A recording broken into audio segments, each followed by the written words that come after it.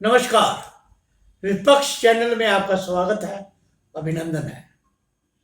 आज हम प्रमुख रूप से उसी किसान आंदोलन के बारे में चर्चा करेंगे जिसकी चर्चा अभी तक बड़े बड़े चैनलों पर, बड़े बड़े समाचार पत्रों में दर्ज हो रही है।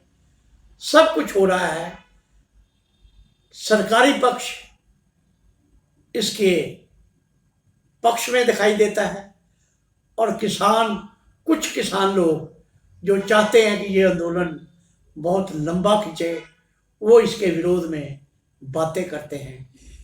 कई बार हमें सुनने को मिलता है जैसे कि जो किसान आंदोलन के पक्षधर हैं, जो समझते हैं कि किसान आंदोलन जो है ये ज़रूर होना चाहिए, वो सरकार की कमियों को गिनाना शुरू कर देते हैं। वो हवाला देते हैं।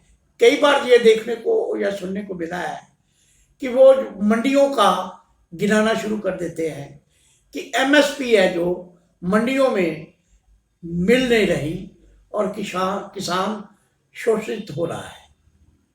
वो मंडियों के नाम गिनाना शुरू करेंगे, अपने राज्य की मंडियों में गिनाना शुरू करेंगे।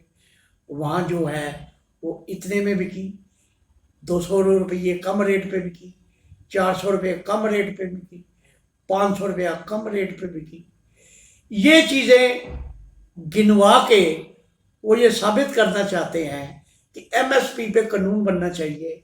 वो कानून बनना चाहिए जो आज़ादी से आज तक किसी भी सरकार ने बनाने का प्रयास नहीं किया, या कह सकूं कि हौसला नहीं दिखाया। वो चाहते हैं कि अब बनना चाहिए। स्पष्ट रूप से ये संकेत है कि वो चाहते हैं कि ये जो आंदोलन है लंबा खिंचे। हमने सरकार का विरोध करना है तो विरोध कोई तर्कसंगत हो या न्याय संगत हो, इसके बारे में उन्होंने नहीं चर्चा करनी। मेरा कहने का अभिप्राय ये है कि जब ये लोग ये गिनवाना शुरू कर देते हैं कि उस मंडी में कम रेट पे बिका है, उस मंडी में कम रेट पे बिका है, तो मेरे हिसाब से उन लोगों से एक सवाल अवश्य पूछा जाना चाहिए कि आप जिस मंडी में ये गिनवा रहे हो कि ये कम रेट पे बिकी है, तो क्या उस मंडी में लाया गया अनाज सारे का सारा ही कम रेट में बिका है, या कुछ अधिक रेट में बिके हैं, कुछ एमएसपी पे बिके हैं, कुछ कम रेट पे बिके हैं? ये सवाल उनसे आज तक किसी ने नहीं पूछा और उनसे ये पूछना चाहिए कि हमें बताओ कि जिस मंडी का आप हवाला दे रहे हो कि उस मंडी में कम रेट पे ये फसल खरीदी गई, ये कोई नहीं पूछता कि सारी फसल ही कम रेट पे खरीदी गई। ऐसा हो नहीं सकता।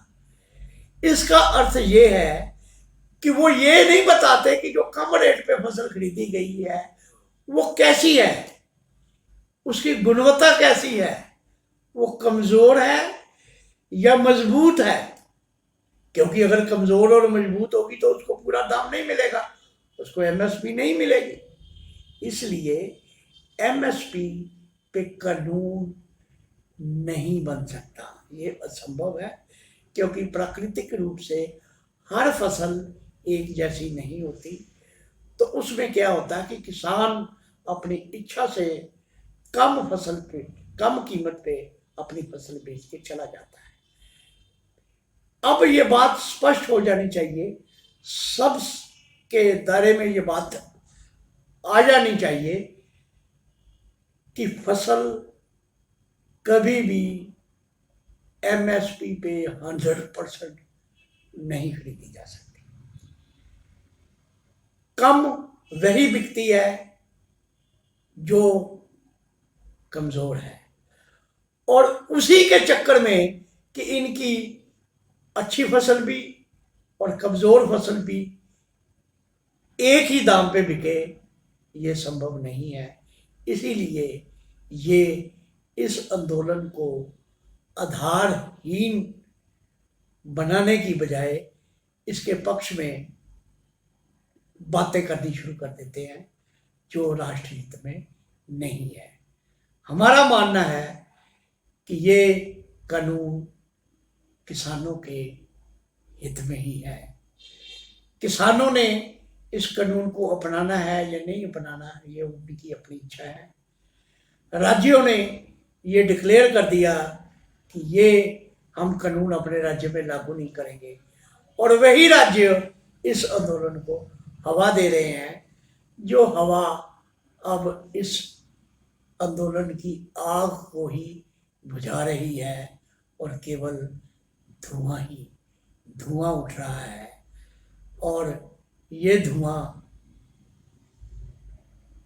प्रदूषण, या कहूँ राजनीतिक प्रदूषण फैला रहा है। इस धुएं में और पराली की आग को हमेशा दिल्ली सरकार ने पंजाब और हरियाणा पर उंगली उठाई कि मेरी दिल्ली प्रदूषित इसलिए है कि पंजाब और हरियाणा के लोग पराली जलाते हैं, और अब ये पराली जलाने की बात मिस्टर केजरीवाल नहीं कर रहे।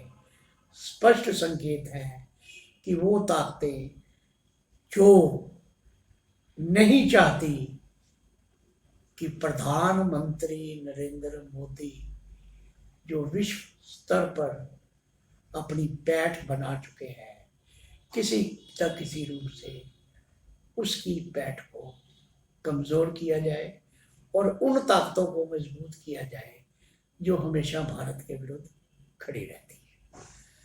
अब अंत में मैं यही कहना चाहूँगा कि राष्ट्र हित के लिए राष्ट्र के सजग प्रहरी बने और असलियत को पहचानने की कोशिश करें, ताकि हमारा देश समृद्धि और विकास की तरफ हमेशा अग्रसर होता रहे। नमस्कार।